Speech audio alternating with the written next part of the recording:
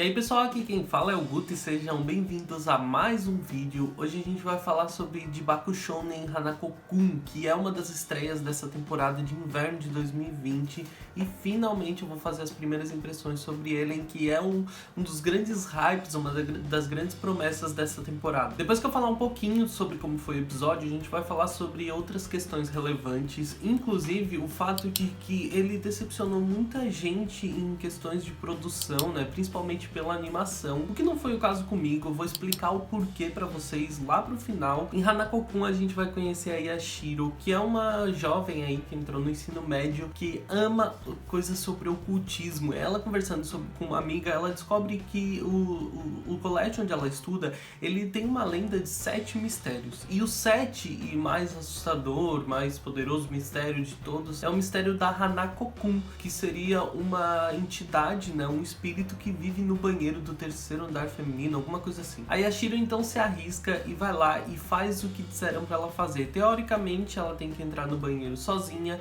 bater na porta 3 vezes, chamar Kanako-kun, Kanako-kun, você está aí, e teoricamente a entidade aparece. E aparece sim, só que pra surpresa dela é um menino. Kanako-kun é um menino, não é uma... Então isso é basicamente uma adaptação, né, uma releitura de A Loira do Banheiro, que é uma lenda urbana muito famosa em vários lugares. Assim que o Kanako-kun aparece, a gente já tem uma noção do ritmo que esse anime vai ter, porque as piadas e a interação entre eles já começa e é bastante divertida. A Yashiro tem direito a alguns desejos, e o primeiro delas é querer que o rapaz de quem ela gosta se apaixone por ela. De forma bastante divertida, cômica, o Kanako ele dá várias ideias, bola alguns planos, usando as habilidades da Yashiro para a pessoa de quem ela gosta se apaixonar por ela. Até o momento de uma discussão deles em que o Kanako percebe que o que ela quer é só que alguém corresponda aos sentimentos dela. Não é necessariamente que ela realmente gosta do rapaz, porque ela nem sabe, acho que o primeiro nome dele. Desesperada, a Yashiro acaba engolindo uma escama de sereia, um dos itens mágicos que o Kanako carregava com ele, mesmo ele dizendo para ela não fazer. Ela faz isso e teoricamente ela vai conseguir alguma coisa que ela quer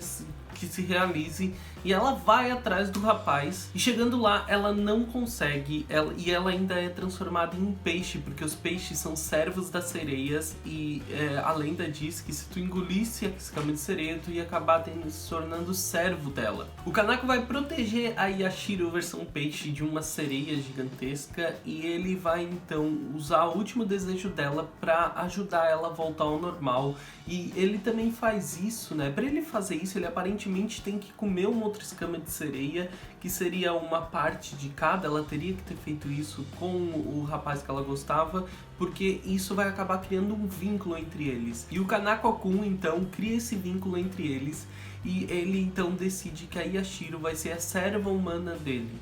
Ele precisa de um humano para fazer os trabalhos por ele no mundo humano, e ele escolhe a Yashiro, e basicamente eles acabam criando esse vínculo, tanto que no final do episódio a Yashiro pode agora tocar o Kanako-kun. É um episódio rápido e divertido que mostra pra gente a premissa e o começo de tudo, né, que a gente percebe que tudo deve girar em torno do fato da Yashiro agora ter esse vínculo com o Kanako-kun, e ela pode tocar ele agora. O Kanako também é uma criatura, né, uma entidade bastante cômica, né, cheia de trejeitos divertidos e de mistérios que tornam ele mais curioso e divertido ainda. E a Yashiro é uma menina bobinha com design divertido, né, cheia de dramas e novas vivências da adolescência dela, que conta com o Kanako para ajudar ela a resolver boa parte dessas coisas. Kanako-kun é produzido pelo estúdio Lurt e dirigido por Masaomi Ando. Eu gosto de ambos. Lurt é o estúdio responsável pela produção de 2 dos animes que eu mais gostei no ano passado, que é Kanata no Astra e Given, e o Masaomi Ando, ele é responsável pela direção de Kanata no Astra, que é um anime que eu achei simplesmente sensacional em diversos aspectos. Se você não viu Kanata no Astra ainda, você deveria ver. Tem um vídeo de primeiras impressões aqui no canal e também uma conclusão depois do final do episódio, eu vou deixar aqui nos cards pra vocês. O estúdio e o diretor conseguem abusar da singularidade que Kanako-kun tem em diversos aspectos. A animação animação dele é um grande problema, né? Como eu comentei pra vocês, é uma das grandes discussões porque a animação ela é pobre. Ah, Guto, como pobre? Ela é ruim? Não, é que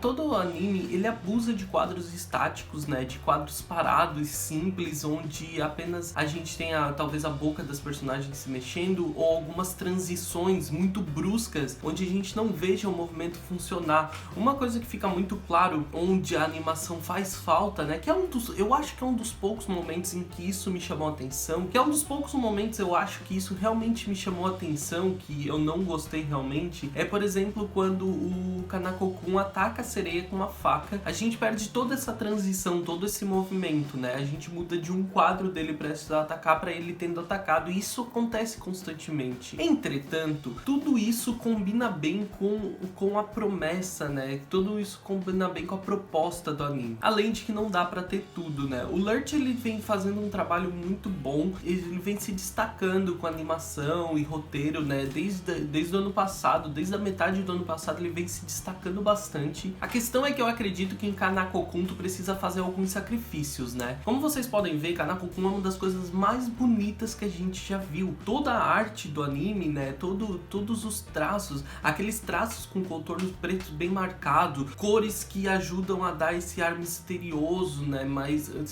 Ar mais misterioso e assustador, né? Com os traços das personagens que deixam elas mais caricatas e divertidas, né? Para o tom de comédia que o anime precisa. Tudo isso é muito bonito. E eu acho que essa é a questão. Para manter essa beleza constante no anime, porque não tem um quadro em que tu não ache que ele tá muito bonito. Sério, não tem um quadro no anime que não serviria como papel de parede do seu computador. Eu acredito que para manter isso dessa forma, eles precisam ter feito alguns sacrifícios com a questão de animação, por exemplo. Mas eu acredito sinceramente que isso é a única coisa que seja realmente questionável em Kanako-kun, porque fora isso, ele é excelente. Existe um abuso de cores em tons de vermelho, roxo, né? Muito preto, marrom e um jogo de iluminação, né? Um trabalho de fotografia que dá sempre um ar assustador, um ar melancólico para a história, né? Afinal de contas, a gente tá falando de uma história de fantasmas. O contraste que a reação das personagens faz durante a comédia, né? Porque a Yashiro é uma personagem muito expressiva, o Kanako-kun é um personagem super debochado e curioso, né? A gente já vê no final do episódio, existem algumas piadas de duplo sentido em alguns momentos, as personagens se destacam bastante porque os traços delas marcados são bem singulares, né? A Yashiro, por exemplo, tem uma brincadeira com as pernas dela, né? Uma espécie de defeito, né, no corpo dela, algo que ela não gosta por causa de um comentário maldoso, que depois que tu conhece isso, né, que depois que tu sabe desse comentário, realmente se torna um elemento bastante cômico e divertido para se aproveitar. Então eu digo que eu realmente não achei nada de realmente problemático, porque ele não é um anime que abuse de transições muito fluidas ou de uma animação muito movimentada, né? Ele não é um anime que abuse de movimentos, ele a princípio é um anime que abusa bastante de diálogos e reações. Então às vezes tu fazer essa transição brusca de uma animação para outra, ela consegue transmitir aquela surpresa, né? Aproveitando mais do elemento surpresa para o espectador, né? Para quem tá assistindo realmente tomar aquele susto e se divertir com a reação das personagens. Eles ainda trabalham com alguns quadros de destaque que são bem interessantes e pulam na tela o tempo inteiro. E em meio a tudo isso, né? Em meio a todo esse trabalho de animação bastante simplista, porque é muito simplista mesmo, com poucos movimentos, alguns movimentos em alguns quadros estáticos, eles são movimentos completamente repetitivos, tipo batendo palma, coisinhas piscando, coisas do gênero, são bem simples. Então essa movimentação simplista dentro desse cenário muito bonito, jogado nessa paleta de cores, com esse trabalho de iluminação sensacional, ele tá te entregando bem a proposta do anime, isso é inegável. Pode ser meio decepcionante, como eu falei, pode até ser, mas não é um problema que o anime abuse de uma animação bastante simplista, né, e de cenas estáticas, garantindo que esse design seja bonito. Eles precisam entregar alguma coisa se eles forem tirar outra da gente, e Hanako-kun fez muito bem isso, até porque os diálogos e interações deles é que abusam de construir a comédia. Eles não precisam de movimento movimentos muito intensos, né, ou de animações de movimento muito claras pra fazer a gente se divertir. A diversão e a comédia de Hanako-kun, ela tá inserida nas interações das personagens, nos diálogos, nessa animação simplista dentro de uma cena estática tem muita comédia, então isso é muito divertido e eu acho que essa é realmente a proposta do anime. Trilha sonora muito boa, combina bem com as cenas, né? Ela é uma trilha sonora meio fantasiosa e ela combina na maior parte dos momentos. Sempre que a coisa tem que ser divertida e engraçada, ela tá presente. Quando a gente precisa de um tom sobrenatural e misterioso, ela também tá ali. E o desenvolvimento das personagens também é simplesmente sensacional. Eu não conhecia o mangá de Hanako-kun e o que eu vi aqui do desenvolvimento dessas personagens é muito bom. A Yashiro é uma típica menina fofinha, boba, apaixonada, querendo viver todas essas coisas de adolescente, né, apaixonada. E o Hanako-kun, ele é um tipo de espírito que é meio molecão, então ele é debochado, ele é bobo, ele tira sarro, e só que ao mesmo tempo ele consegue preservar um tom de mistério, um tom sobrenatural, né, aquele ar mais assustador que o fantasma tem que ter, ele consegue preservar. E essas duas coisas, elas conseguem ser bem construídas, como eu disse, por causa